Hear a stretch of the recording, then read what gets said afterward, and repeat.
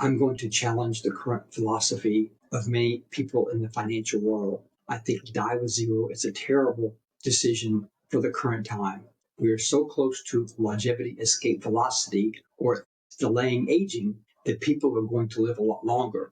So if you don't die, as Brian Johnson would say, or at least you're able to live an extra 50 years in good health, you're going to need to have your investments and your assets at least beat inflation despite whatever withdrawals you make in your retirement. Hello again, this is Dr. William Light, or Doc Sirius from Budget Longevity.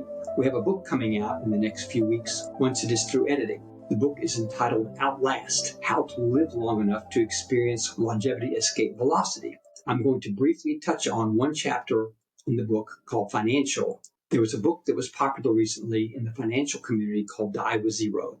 The idea was to spend your retirement money willingly and enjoy life's experiences. The idea of rolling up to death on a Harley Davidson with a cigarette in one hand and a flask of whiskey in the other and shout, "What a rush this was," with one nickel in your bank account sounds great. Overall, that's a wonderful philosophy of having life experiences before you become aged and infirm. But the scientific community is closing in on anti-aging or longevity escape velocity. The term longevity escape velocity is the point in time when we get 1 day younger for every day we live, which means we basically stop aging or even start to get somewhat younger biologically. So if your time span or lifespan is going to be extended out to 150 or 200 years, and we'd like to be the first to coin the term time span for extended life expectancy or expended lifespan, you're going to run out of money. If people start living longer, things like Social Security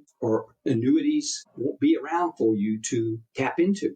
You're going to have some sources of income that can outgrow inflation, because I can guarantee things are going to be much more expensive 150 years from now than they are now. I recommend you have a personal financial advisor who can be nimble enough to move your assets into different strategies and maintain your nest egg and still beat inflation. There is a fund called the Methuselah Fund that invests in this longevity research and is poised to take advantage of the financial gains that come from these biotech firms. I'm not sure how I stand on cryptocurrencies, but some people would say they may outlast some of the currencies that governments use. I'm not sure about that. I hope I didn't rock your world too much. The experiences of traveling to places like Italy, Australia, or Japan cannot be underestimated.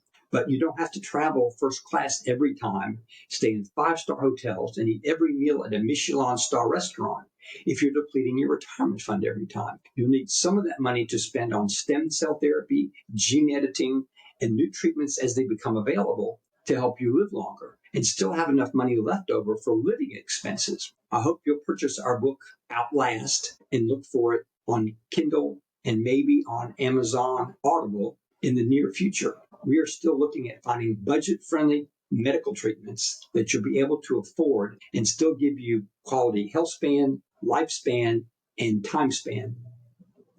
Thanks for your time, and look us up on Budget Longevity. It's myself, Doc Sirius, and Snarky NP.